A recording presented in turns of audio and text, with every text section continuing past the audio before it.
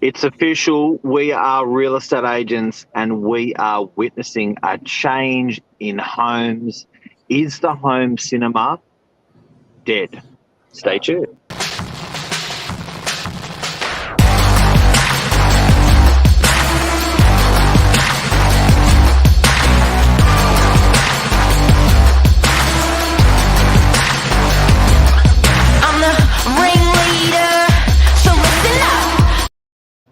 Good morning.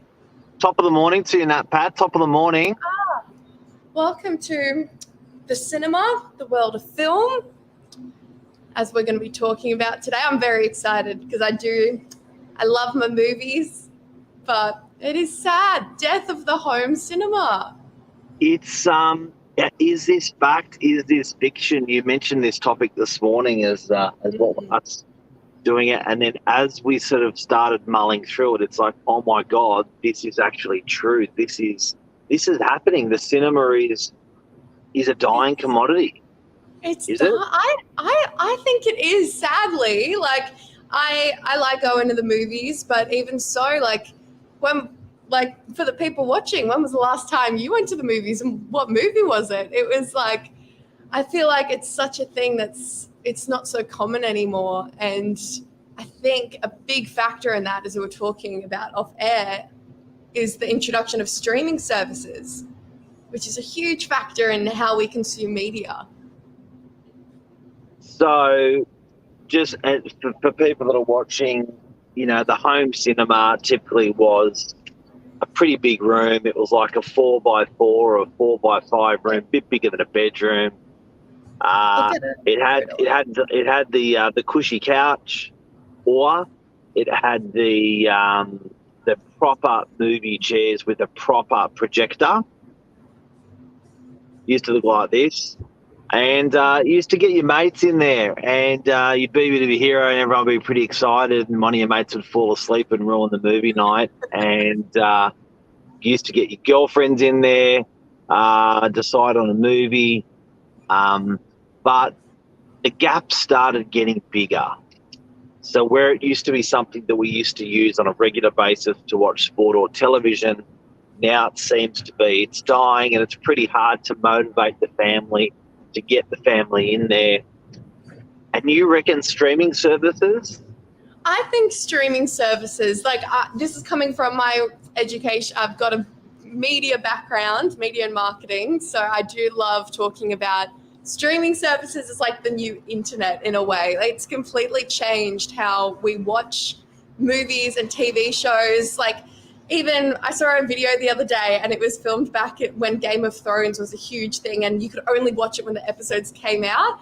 And it was a recording of a building in New York, and you could see all the TV screens flashing at the same time when they were all watching the episode at the same time. No. Yeah. And I was thinking, you don't see that anymore. Everyone, I know even in my family, everyone would be in the same house, but we're not watching the same stuff. One of us is in the bedroom, one of us is in the lounge room.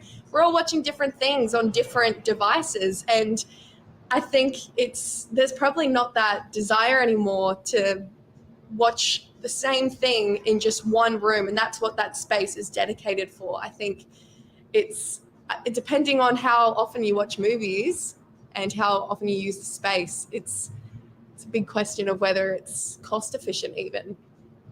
So the death of the home cinema, the room that was sort of 4x4, 4x6, 3x3, whatever it was, had a super, super big screen, and people sat back on that when I watched a movie in there. You reckon it's because of streaming services? Out of interest, how many streaming services are there that you reckon that contributed to this death of the cinema? Oh, I think it'd probably be too naive of me to say one and say Netflix. I think it's actually been in the past few years when you've really got streaming services for every single niche, every single thing. Even how Stan, you can watch sport on Stan now. You can watch all the NRL games there. You don't have to watch them live on 9 anymore. You can watch them back. There's Shudder, there's a horror movie streaming service, Stan, Netflix, Prime, there's Hey You for reality TV, Foxtel even. There's Oh gosh, Disney Plus. Disney Plus is a massive one. But, Paramount. Paramount. Oh gosh, and then you got all your free to air Hulu. streaming. So 7 Plus, 9, ABC, SBS. They've got free to watch movies on there. There's so many, and there's such a big choice that you probably, even if you did have a home cinema and use it, you'd probably be spending all your time deciding what to watch.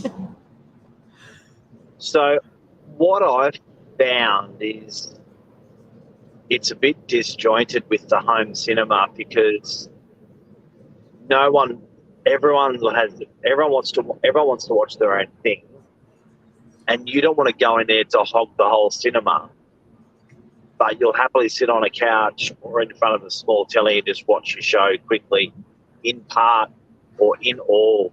Do you know what I mean? So you may watch just half of the episode and switch over to something else, and rather than people dedicating 2 hours, it's getting much more choppier. Yeah, and you're flashing through your content. In between, you're stopping on your pace, grab something to eat, grab a drink, check your emails, check your SMSs, check your WhatsApp. So, it seems like it's just been chunked down now. And the cinema, the purpose of the cinema and that dedicating 2 hours for 4 people or 5 people in a home, everyone's like, nah. No. I know it's a lot. Like, even I went to the movies the other day with my sister, and it was it's just a completely weird experience. Like, I haven't been for ages, and it's just, I don't know, like, even if I did have a home cinema, I'm probably the type of person that would just go to the actual movies to watch something, because I think you're probably going to get more of a community experience there, like the vibe of sitting down, you're there to watch it, whereas with a home cinema you do have the option to go to the bathroom, go on your phone, be as loud as you want. So the home cinemas died. The big cinemas still seems like it's still bigger than ever. Now, you reckon COVID's got something to do with this? Yeah, well, because if anyone's interested, Domain released an article about this morning. This is where the inspiration came from, if anyone wants further info. But I think COVID-19, it really made, I think, the option for having a dedicated study or home office has become a lot more desirable than a home cinema per se. I think that, partnered with the rise of streaming services and casual viewing, I think has really changed how we look at floor plans now. And we probably want a bit more flexibility. So rather than having a home cinema space that might not get used, even converting it into a media room or a guest room or just a home office. I think with COVID, people want those spaces that are really, really functional because they were being in their homes for so long. So the red curtain has been replaced by the green screen. Yeah. Oh, you could definitely say that. Well, look at how many times the House now will pump out a Zoom meeting or a Microsoft Teams meeting or some sort of meeting, and you have your what's in my background? Is this okay where I am? Is the light all right? And is there no family photos on the wall? I think everyone's done that. You're not going to have a Zoom meeting in a home cinema. That's why media rooms, as you know, I'm a big part of looking at the floor plans, making floor plans, designing them. And I cannot remember the last time I saw a home cinema on a floor plan, but media rooms I've seen a lot. And I think it's because there's that flexibility. It can be a home office if need be. It can be a place to do Zoom meetings. You can casual watch in there. And I think it's a lot more open. Whereas with a home cinema, everything's black and dark and you only use it for that purpose. Media rooms have a lot more flexibility. What's Anoop got to say?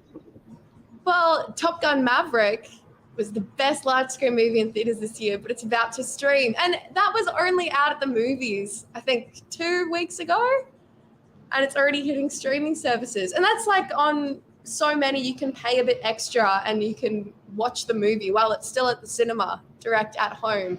Like all the Avengers movies, Spider-Man, No Way Home, which was one of the top movies that was watched at the cinemas, I think this year or last. It hit streaming services really, really quick. It's interesting. So, okay, so the cinema's dying, which has then contributed, which COVID's helped. It's getting converted into an office. So this is a big change on our floor plans in Australia for people. And I think if you're building a new home, you want to have a think about what we're talking about this morning, because sometimes it's a legacy dream and it's not actually current. So you can just have dreamt of a home cinema for the last 5 or 10 years that you're going to have the house and you're going to have it. But have a good think about it before if you're building a new home, that are you really going to use it? Because by the sounds of it, I know certainly, and another thing that triggered me this morning when you spoke about it is we killed our home cinema and I didn't even realise by default. And then when you actually mention it, I was like, do you know what? You're right. Do you know what I mean? Like it's and setting up the screen, turning on the projector, turning on the sound system, closing the blinds, closing the doors. Can't be bothered. Do you know what I mean? So it's more like you may bail in to turn your telly on in that room just because it's bang, easy start, watch. And you may, or it may be an office, but certainly a cinema per se. Get out the popcorn, draw the blinds, and turn the lights off. People can't be bothered. You're right. Yeah, it's really interesting. I think like even as a kid, I always wanted a home cinema, but now like don't get me wrong, if you're like Baz Luhrmann or something, go ahead. Yeah, absolutely. What's Anoop got to say? Well, so I think there's still a place for a home theater integrated to the living room, high-end homes and apartments. Think drop-down screens and hidden projectors. That's a really good point. So, and that goes back to what we were saying about having the flexibility in the rooms. So I think if you have a home cinema that's literally, it can only be a home cinema. The screen's there, just getting dusty because you're not using it. But I think as there is that market where like it goes back into like hidden features in houses, which I think is becoming very popular. I think we're moving away from minimalism, but we're getting towards like functional homes where everything needs a purpose. And if it doesn't, it has to be hidden or integrated in a really thoughtful way in the home. And I think that's a really good point with the projectors and hidden screens. But I do have to say, it's got to be fast. It's got to be, because I know I've just installed the drop-down screen and just about to install the drop-down projector, and I've stopped. And it's almost like I know, like a house of 3 girls, they are not going to drop the screen down. They are not going to close the blind. They are not going to turn the stereo on, projector on, and drop the projector out of the ceiling. It's only doing it for me.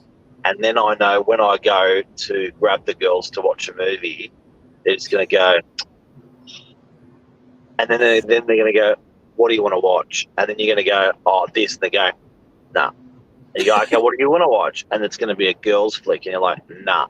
So I reckon it's got to be easy. And this message is also for a noob. Like, I think it's nice having, it sounds really good, but the practicality of activating that cinema, building the cinema, and then activating that cinema on a weekly, daily, bi-weekly, like, think about it. I don't know, man. I don't know. Yeah. And then, and while you're there, you're still dying to get onto to check your SMSs or your WhatsApp or break the home cinema time.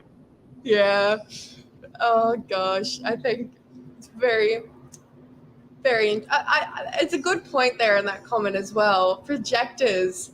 I think TVs, like a lot of TVs, are so like innovative now that projectors are another thing that's sort of dying. And you can get mini projectors on Amazon for like $5, which is like a big thing as well. You can bring a home cinema into your bedroom, watching your streaming service on your white wall.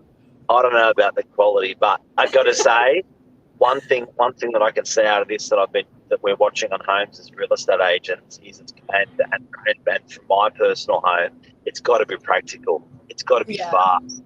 So that is that I know just the warming up of a projector. Like by the time it's like 2 minutes or 4 minutes before it actually starts, and then you're like choosing like all these options.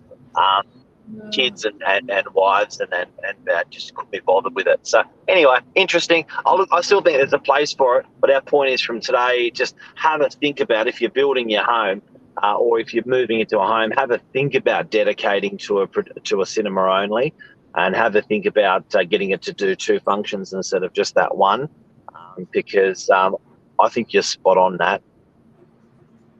Yeah, flexibility is the big thing with home cinemas. And being able to have a multifunctional room, I think, is the big thing. And find someone in the house who likes the same movies as you, because otherwise it'll be a very lonely watching experience. Oh, I just can't find one. Even if you're on a streaming service and even if you're in front of a television, just finding content that everyone's happy to watch is just it's a nightmare. So anyway, hopefully Game of Thrones will help that. Yeah. Everyone can watch the one show. Thanks, Nat, Pat. Thanks, Mark. Have a great day. Goodbye, home cinemas. Yeah, bye, home cinemas. All right. See ya. Bye, everyone. Bye.